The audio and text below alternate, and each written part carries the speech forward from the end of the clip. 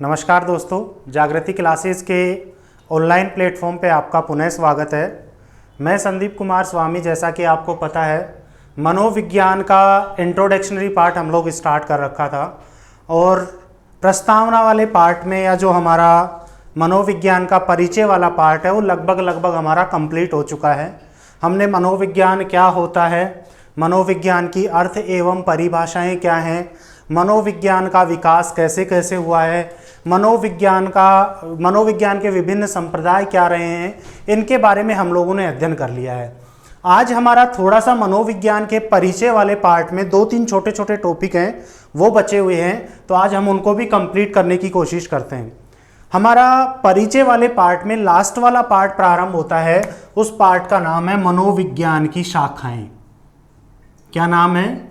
मनोविज्ञान की शाखाएं, या मनोविज्ञान को कितने भागों में विभाजित किया गया है, या मनोविज्ञान की विभिन्न शाखाएं कौन कौन सी हैं।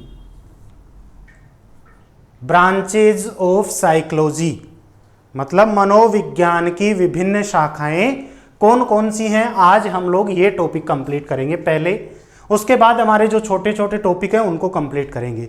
आज हम इसको समझने की कोशिश करते हैं। देखो, मुख्य रूप से मनोविज्ञान को 2 भागों में बांटा गया है, या मुख्य रूप से मनोविज्ञान की 2 प्रमुख शाखाएं हैं। कितनी शाखाएं हैं? 2 प्रमुख शाखाएं। 2 शाखाओं में मनोविज्ञान को विभाजित किया गया है। मनोविज्ञान की जो पहली शाखा है, उस पहली शाखा को हम कहते हैं सैद्धांतिक शाखा या सैद्धांतिक मनोविज्ञान। सैद्धांतिक मनोविज्ञान,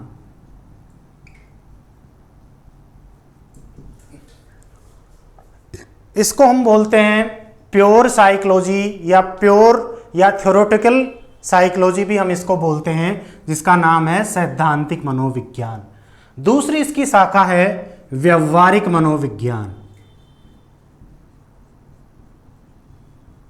दूसरी कौन सी शाखा है इसकी? व्यवहारिक मनोविज्ञान। पहली शाखा कौन सी इसकी? सैद्धांतिक मनोविज्ञान। दूसरी शाखा है इसकी व्यवहारिक मनोविज्ञान या अनुपयुक्त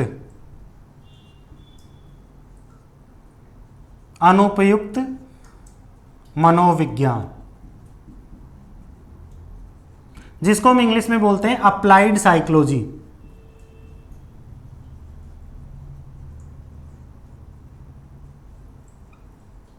और इसको हम बोलते हैं थ्योरेटिकल साइकोलॉजी।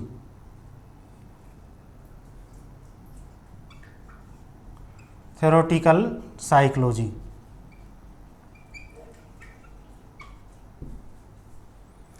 पहली वाली को हम बोलते हैं सैद्धांतिक मनोविज्ञान और दूसरी वाली को हम बोलते हैं व्यवहारिक या अनुप्रयुक्त मनोविज्ञान। मुख्य रूप से सैद्धांतिक मनोविज्ञान बात किसकी करता है? सैद्धांतिक मनोविज्ञान में मुख्य रूप से बात किया जाता है कि मानव व्यवहार कैसे करता है। मानव व्यवहार कैसे करता है, व्यवहार कैसे करता है, व्यवहार क्यों करता है।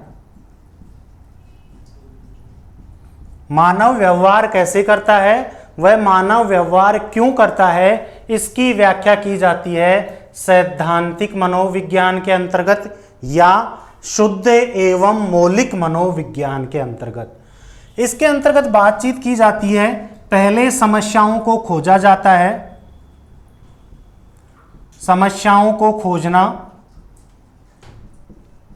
समस्याओं को खोजने के बाद में समस्याओं को समझा जाता है और समझने के बाद में उनका निराकरण किया जाता है। मुख्य रूप से इसमें 3 चीजों के ऊपर बात की जाती है कि समस्याओं को पहले खोजा जाता है, उनको फाइंड आउट किया जाता है, उनकी अंडरस्टैंडिंग की जाती है कि वास्तव में समस्याएं हैं क्या, उनके पीछे क्या क्या कोज इफेक्ट हैं, और उनका बाद में निराकरण किया जाता है। कौन सी मनोविज्ञान की शाखा के अंतर्गत? व्यवहारिक मनोविज्ञान के अंतर्गत या अनुप्रयुक्त मनोविज्ञान की शाखा के अंतर्गत इसका अध्ययन किया जाता है। अगर हम बात करें सैद्धांतिक मनोविज्ञान की, तो सैद्धांतिक मनोविज्ञान के अंतर्गत कौन कौन सी आती हैं? जैसे प्रयोगात्मक मनोविज्ञान, पहली कौन सी है? प्रयोगात्मक मनोविज्ञान, इसके अंतर्गत जो जो आती हैं। दूसरी है शरीर क्रिया मनोविज्ञान,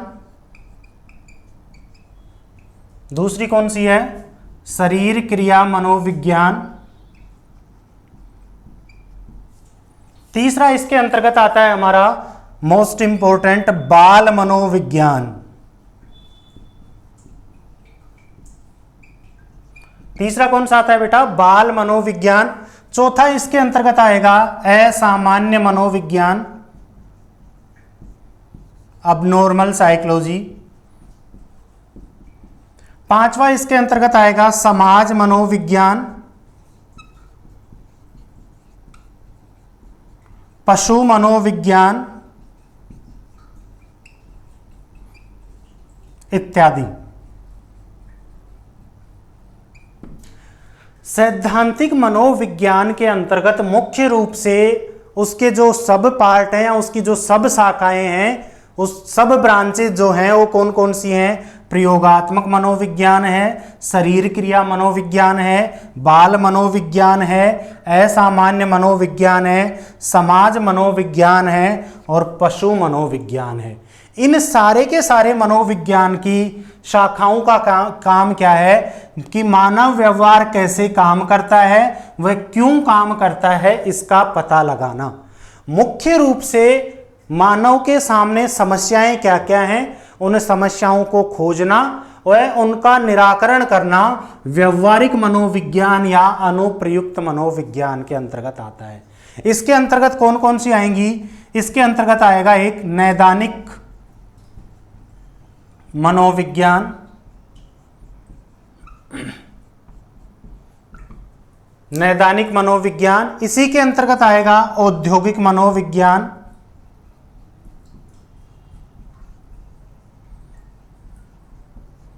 इसके अंतर्गत क्या क्या आएगा? नैदानिक मनोविज्ञान। दूसरा इसके अंतर्गत आएगा औद्योगिक मनोविज्ञान।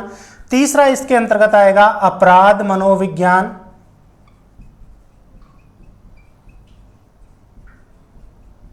तीसरा इसके अंतर्गत कौन सा आएगा? अपराध मनोविज्ञान। चौथा इसके अंतर्गत आएगा शिक्षा मनोविज्ञान।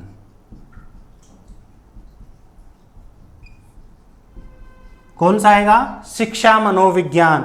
इसी के अंतर्गत एक आता है संगठनात्मक मनोविज्ञान।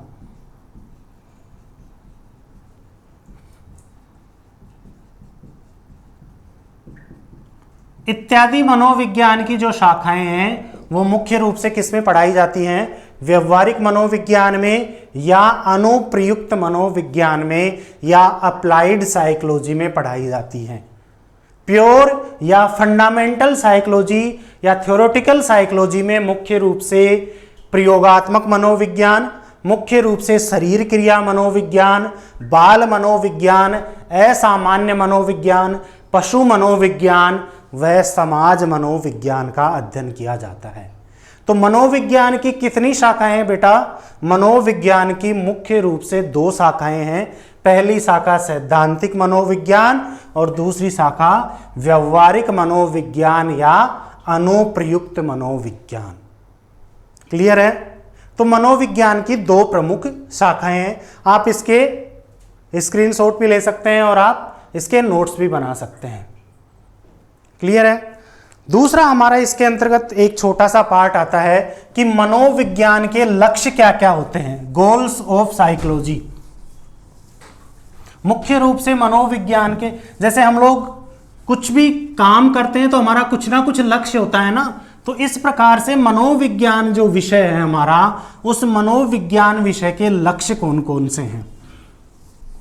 बड़ा इंपॉर्टेंट क्वेश्चन है, यहां से क्वेश्चन पूछा जा सकता है कि निम्नलिखित में से मनोविज्ञान का लक्ष्य नहीं है या निम्नलिखित में से मनोविज्ञान का लक्ष्य है।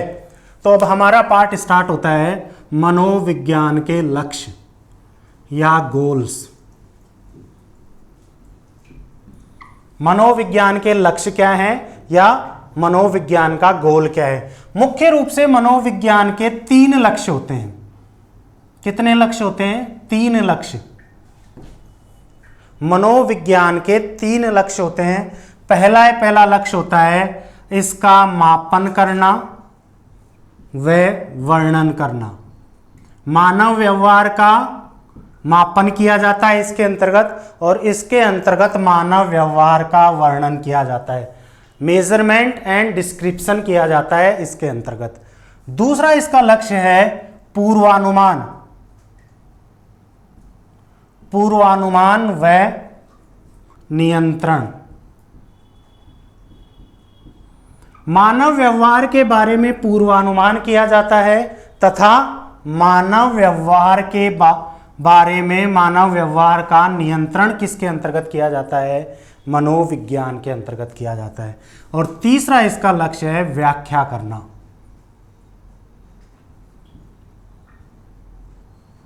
व्याख्या करने का मतलब होता है कि कोज इफेक्ट को ढूंढना, कारण कार्य संबंधों को ढूंढना।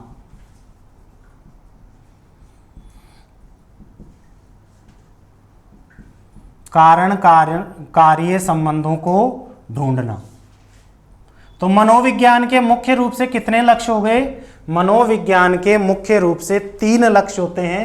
पहला लक्ष्य होता है मापन व वर्णन करना, दूसरा लक्ष्य होता है पूर्वानुमान व नियंत्रण, और तीसरा लक्ष्य होता है व्याख्या करना या कारण कार्य संबंधों को खोजना। ये मुख्य रूप से मनोविज्ञान के 3 लक्ष्य होते हैं। अगर हम लोग बात करें लक्ष्य के बाद में, मनोविज्ञान के 3 ही प्रमुख क्षेत्र होते हैं। कितने लक्ष्य होते हैं? 3 लक्ष्य होते हैं और 3 ही क्षेत्र होते हैं जहां पे मनोविज्ञान का प्रयोग किया जाता है या मनोविज्ञान को काम में लाया जाता है। पहला क्षेत्र है टीचिंग, जिसको हम बोलते हैं शिक्षण। दूसरा क्षेत्र है रिसर्च, जिसको हम बोलते हैं अनुसंधान, और तीसरा इसका क्षेत्र होता है एप्लीकेशन, जिसको हम बोलते हैं प्रयोग। तो मनोविज्ञान के 3 प्रमुख क्षेत्र होते हैं। कौन कौन से? पहला क्षेत्र होता है टीचिंग, दूसरा क्षेत्र होता है रिसर्च, और तीसरा क्षेत्र होता है एप्लीकेशन या प्रयोग। 3 ही लक्ष्य हो गए और 3 ही क्षेत्र होते हैं। क्वेश्चन ऐसे पूछा जा सकता है, निम्नलिखित में से मनोविज्ञान के लक्ष्य नहीं है। 3 लक्ष्य दिए हुए होंगे और इसके अलावा चौथा ऑप्शन कुछ अलग दे रखा होगा। तो मनोविज्ञान के कितने लक्ष्य होते हैं? मनोविज्ञान के 3 ही लक्ष्य होते हैं और 3 ही क्षेत्र होते हैं। क्लियर है? लगभग यहां पे हमारा मनोविज्ञान का जो परिचय वाला पार्ट है वो लगभग कंप्लीट हो जाता है। इसमें एक छोटा सा कई बच्चों ने रिक्वेस्ट की, तो उसको भी मैं समझाने की कोशिश करता हूं, क्योंकि इस तरह के जो क्वेश्चन है वो डीएसएसबी में पूछे गए हैं। जो हमारा दिल्ली अधीनस्थ सेवा चयन बोर्ड है उसमें कुछ इस तरह के कुछ क्वेश्चन पूछे गए हैं। क्वेश्चन क्या था कि जो हमारा मन एवं व्यवहार है उसके कौन कौन से उपागम हैं, उसकी अप्रोच कौन कौन सी है, व्यवहार की अप्रोच कौन सी है, मन की अप्रोच कौन सी है। तो थोड़ा सा हम उसको और समझने की कोशिश करते हैं।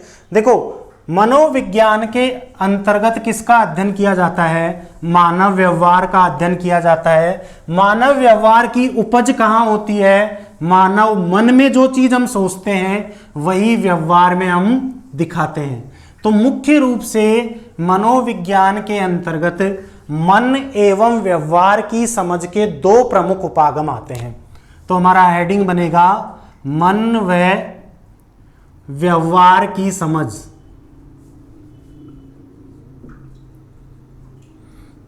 मन एवं व्यवहार की समझ। मन एवं व्यवहार की समझ के 2 प्रमुख उपागम हैं। कितने? 2 प्रमुख उपागम हैं। 2 प्रमुख उपागम। इसके अंतर्गत पहला उपागम आता है हमारा पश्चगामी उपागम, जिसको हम बोलते हैं एक्स फैक्टो अप्रोच।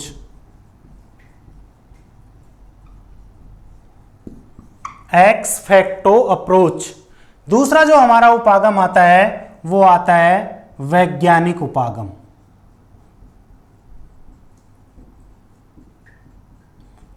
दूसरा कौन सा आता है? वैज्ञानिक उपागम, साइंटिफिक अप्रोच।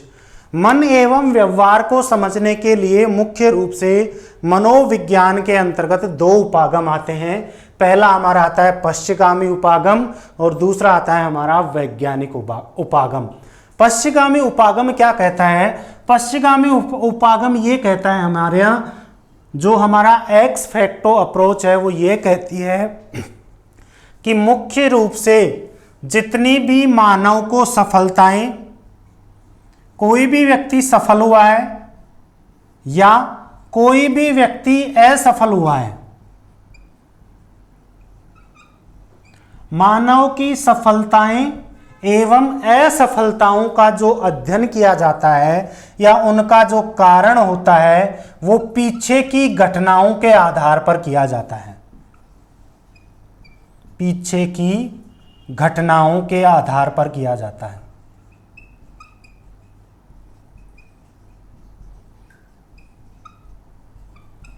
यदि कोई भी मानव सफल हुआ है या कोई भी मानव असफल हुआ है तो सफलता व असफलता का जो कारण है, उन सब कारणों का मुख्य जो आधार होता है वो पीछे की घटनाएं होती हैं। ऐसा किसने माना है? ऐसा पश्चिमगामी उपागम ने माना है। जैसे इसको एक हम उदाहरण के साथ समझने की कोशिश करेंगे। यदि कोई व्यक्ति परीक्षा में असफल हो जाता है, क्या हो गया? परीक्षा में असफल हो गया, तो परीक्षा में असफल होने का कारण क्या रहा है? उस असफलता के पीछे क्या क्या कारण रहे हैं, उन सब कारणों का जो आधार होगा वो क्या होगा? पीछे की घटनाएं होंगी।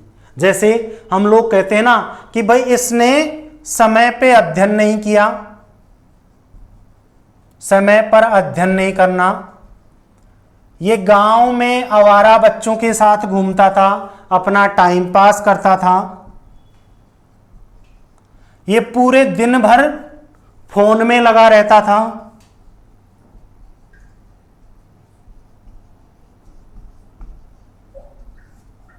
या इसने पढ़ाई सही तरीके से नहीं की। व्यक्ति असफल हुआ, असफलता का आधार हमने क्या ढूंढा? व्यक्ति की पीछे की सफलताएं, व्यक्ति के पीछे के घटनाओं के आधार पर, व्यक्ति पीछे क्या क्या काम करके आया है, उस आधार पर हम लोग उसकी असफलता को व्याख्या करने की कोशिश करते हैं, असफलता को बताने की कोशिश करते हैं कि व्यक्ति मुख्य रूप से असफल क्यों रहा। इन सब का आधार क्या है? पीछे की घटनाएं। जैसे व्यक्ति कोई सफल हो गया, जैसे कोई व्यक्ति आईएएस बन गया, तो हम लोग कहते हैं ना कि भाई वह व्यक्ति टाइम का पाबंद था, वह टाइम का पंचुअल था, वह इतना पढ़ाई करता था कि हम 2-2, 3-3 महीने उसको देखते नहीं थे। तो हमारी सफलता का आधार क्या है? पीछे की घटनाएं। ऐसा कौन से उपागम के अंतर्गत अध्ययन किया जाता है? पश्चिमगामी उपागम के अंतर्गत अध्ययन किया जाता है। क्लियर है? इस पश्चिमगामी उपागम के संदर्भ में एक बड़े अच्छे हमारे दर्शन शास्त्री थे, डेनिश दर्शन शास्त्री थे, उनका नाम था डेनिश दर्शन शास्त्री, डेनमार्क, सोरेन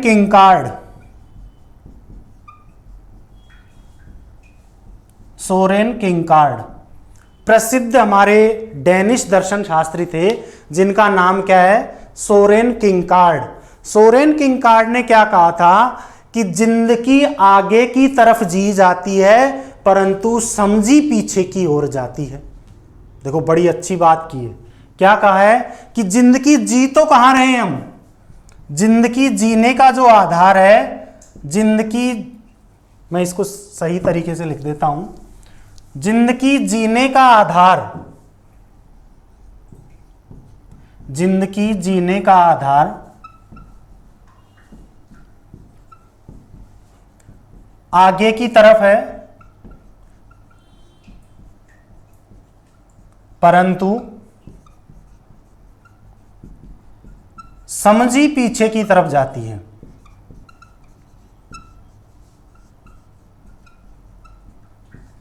परंतु समझी पीछे की तरफ जाती है। किसका कथन है ये? ये डेनिश दर्शन शास्त्री सोरेन किंकार्ड का कथन है। सोरेन किंकार्ड ने क्या कहा था कि हमेशा हमारे जीवन में देखो, हम जीते तो आगे की तरफ हैं, परंतु समझते किसकी तरफ है? पीछे की तरफ। हमेशा हम आगे बढ़ते रहते हैं, परंतु हमें क्या रहता है कि मैंने पीछे ऐसा किया था। हम समझ कैसे रहे? पीछे के आधार पर, और जी कैसे रहे? आगे के आधार पर। तो ये कौन सा उपागम हो गया? ये हमारा हो गया पश्चगामी उपागम। दूसरा हमारा इसके अंतर्गत उपागम आता है वैज्ञानिक उपागम। वैज्ञानिक उपागम क्या कहता है, या साइंटिफिक अप्रोच क्या कहती है? साइंटिफिक अप्रोच ये कहती है कि किसी भी मानव के व्यवहार का अध्ययन, मानव व्यवहार का अध्ययन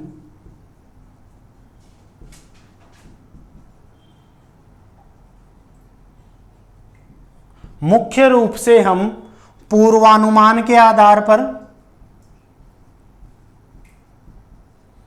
मानव व्यवहार का अध्ययन हम किसी नियंत्रण परिस्थिति के आधार पर, मानव व्यवहार का अध्ययन हम सिद्धांत निर्माण के आधार पर करते हैं,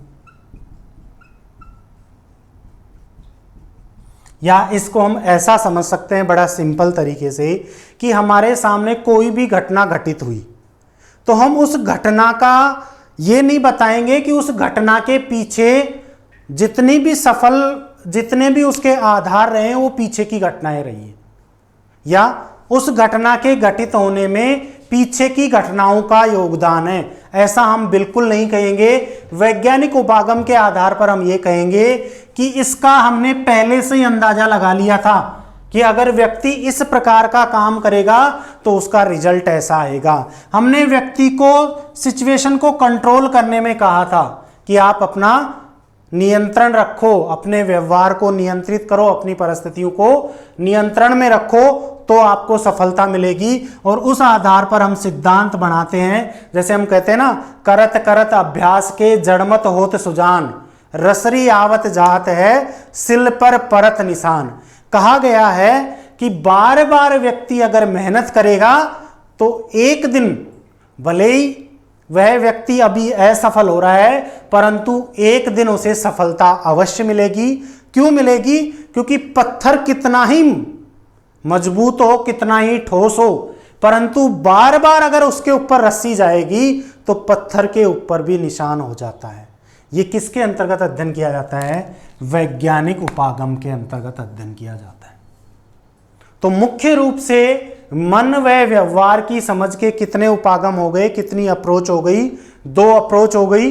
पहली हो गई पश्चगामी अप्रोच या एक्स फैक्टो अप्रोच, और दूसरी हो गई साइंटिफिक अप्रोच, जिसे हम बोलते हैं वैज्ञानिक उपागम व पश्चगामी उपागम। पश्चगामी उपागम के अंतर्गत हमारी सफलताओं व असफलताओं का आधार पीछे के काल में घटित होने वाली घटनाएं होती हैं। वह वैज्ञानिक उपागम के अंतर्गत हम लोग घटना के बारे में पूर्वानुमान करते हैं, नियंत्रण करते हैं, सिद्धांत निर्माण करते हैं, घटना की व्याख्या वैज्ञानिकता के आधार पर करते हैं हम। क्लियर है? तो ये हमारा कौन सा टॉपिक हो गया? मन एवं व्यवहार की समझ के 2 प्रमुख उपागम हैं। अगर हम लोग मन एवं व्यवहार की जो हमारा ये मन एवं व्यवहार का जो हमारा पार्ट है, अगर हम लोग इसकी बात करें तो निष्कर्ष रूप से एक हमारे वैज्ञानिक थे जिनका नाम बड़ा फेमस नाम है, उन्होंने एक कथन कहा था।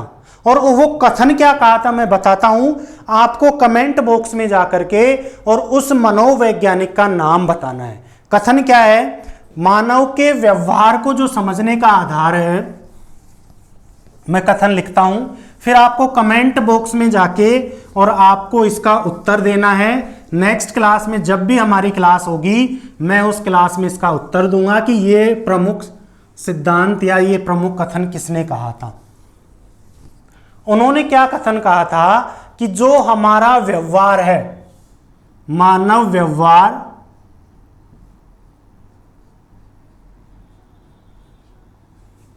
व्यक्ति व वातावरण व्यक्ति व वातावरण दोनों की अंतःक्रिया का परिणाम है।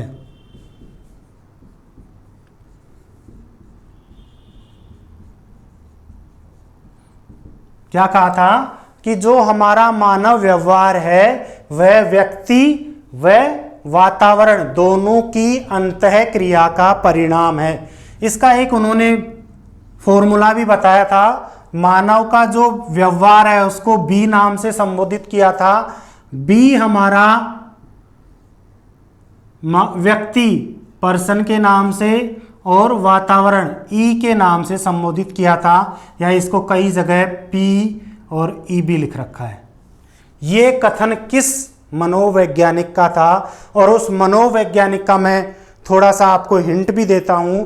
प्रमुखतः वह मनोवैज्ञानिक क्षेत्र मनोवैज्ञानिक के नाम से भी जाना जाता है, फील्ड साइकोलॉजिस्ट। ये एक कथन दिया था मन एवं व्यवहार को समझने के लिए। मन एवं व्यवहार के बारे में क्या कहा था कि जो हमारा मानव व्यवहार होता है वह व्यक्ति व वातावरण दोनों की अंतःक्रिया का परिणाम या दोनों का प्रतिफल है। इसको इस तरीके से भी लिखा हुआ है कि मानव का जो व्यवहार है वो व्यक्ति व वातावरण दोनों का प्रतिफल है। ये किस क्षेत्रीय या किस क्षेत्र मनोवैज्ञानिक का कथन है, आपको कमेंट बॉक्स में जा करके और इसका उत्तर देना है। क्लियर है? आज का टॉपिक जो हमारा है, आज का जो छोटा सा टॉपिक था, आज का छोटा सा टॉपिक यही कंप्लीट होता है। और मनोविज्ञान का जो परिचय वाला भाग है हमारा, मनोविज्ञान की जो नींव है, मनोविज्ञान की नींव आज हमारे यहाँ पे कंप्लीट होती है। अब हम लोग नेक्स्ट वाले क्लास में आगे का पार्ट स्टार्ट करेंगे। जब तक घर पे रहिए, सेफ रहिए, सुरक्षित रहिए। जय हिंद।